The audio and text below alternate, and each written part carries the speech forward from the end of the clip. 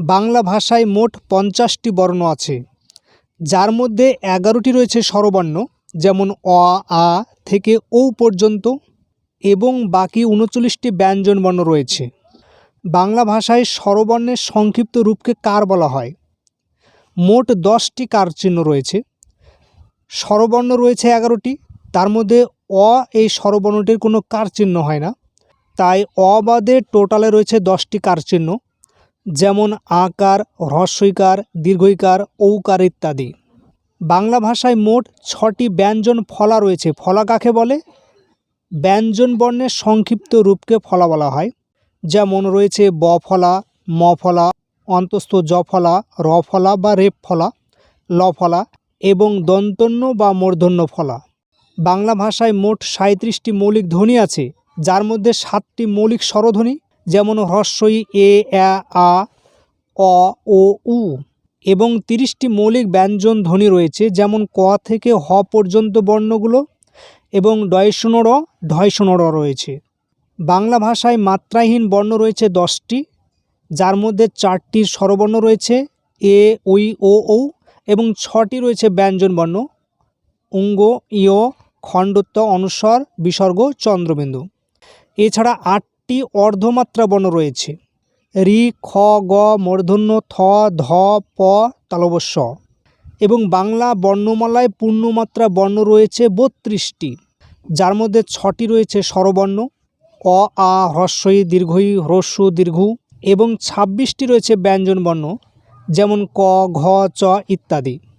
তাহলে মাত্রা নাই এমন বর্ণ 10টি, অর্ধমাত্রা রয়েছে 8টি, আর 32টি রয়েছে পূর্ণমাত্রা।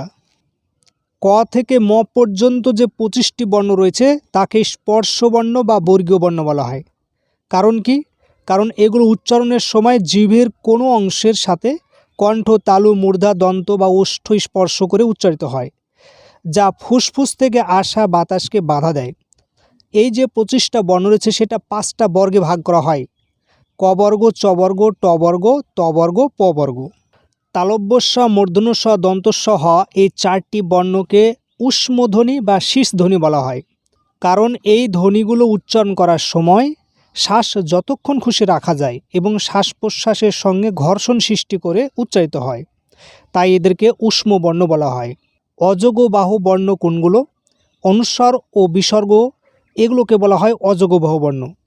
কারণ কি? কারণ হচ্ছে এই সব বর্ণ যাদের নিজস্ব কোনো উচ্চারণ নেই, এরা স্বরবর্ণ বা ব্যঞ্জন বর্ণের সঙ্গে যুক্ত হয়ে উচ্চারিত হয়। অন্তস্থ বর্ণ কোনগুলো?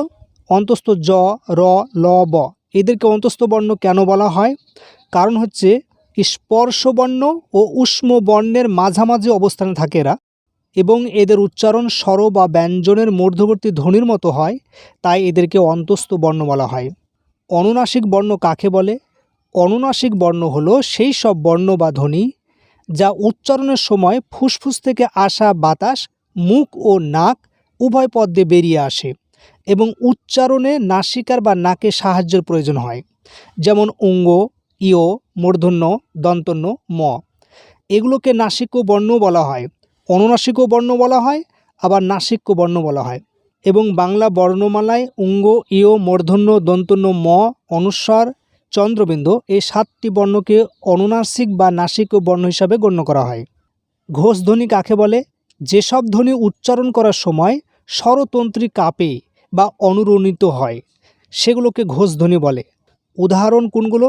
উদাহরণ হলো প্রত্যেকটা বর্গের তৃতীয় এবং চতুর্থ বর্ণ, যেমন গ, ঘ, অঙ্গ, তার সঙ্গে রয়েছে অন্তস্থ বর্ণ, যেমন অন্তস্থ জ, র, ল, ব, তারপর রয়েছে ঊষ্ম বর্ণ, যেমন হ, নাসিক্য বর্ণ, যেমন অঙ্গ, ইয়, মূর্ধন্য, দন্তন্য, ম। অঘোষ ধ্বনি কাকে বলে? অঘোষ ধ্বনি হচ্ছে যে সমস্ত ধ্বনি উচ্চারণ করার সময় স্বরতন্ত্রীতে কোনো কম্পন হয় না, সেগুলোকে অঘোষ ধ্বনি বলে। উদাহরণ কোনগুলো? প্রতিটি বর্গের প্রথম এবং দ্বিতীয় বর্ণ, যেমন ক, খ, চ, ছ ইত্যাদি, এবং ঊষ্ম বর্ণ তালব্য শ, মূর্ধন্য ষ, দন্ত স। পার্শ্বিক বর্ণ কোনটি? পার্শ্বিক বর্ণ বলা হয় লকে। কারণ কি? কারণ হচ্ছে যা উচ্চারণের সময় জিভের দুই পাশ দিয়ে বাতাস বেরিয়ে যায়, এই কারণে লকে পার্শ্বিক বর্ণ বলা হয়। কণ্ঠবর্ণ কাকে বলে? কণ্ঠবর্ণ বলতে সেই সমস্ত বর্ণকে বোঝানো হয় যা কণ্ঠ বা জিহ্বামূল থেকে উচ্চারিত হয়, যেমন ক, খ, গ, ঘ অঙ্গ। এবং স্বরবর্ণের মধ্যে রয়েছে অ, আ। ওষ্ঠবর্ণ কাকে বলে? ওষ্ঠবর্ণ বলতে বোঝায় সেই সমস্ত ব্যঞ্জনবর্ণকে যা উচ্চারণ করার সময় ঠোঁট দুটি স্পর্শ করে বা ঠোঁটের সাহায্যে উচ্চারিত হয়। বাংলা ভাষায় যেমন প, ফ, ব, ভ, ম এই বর্ণগুলোকে ওষ্ঠবর্ণ বলে, কারণ এদের উচ্চারণে ঠোঁট ব্যবহৃত হয়। দন্তবর্ণ কাকে বলে?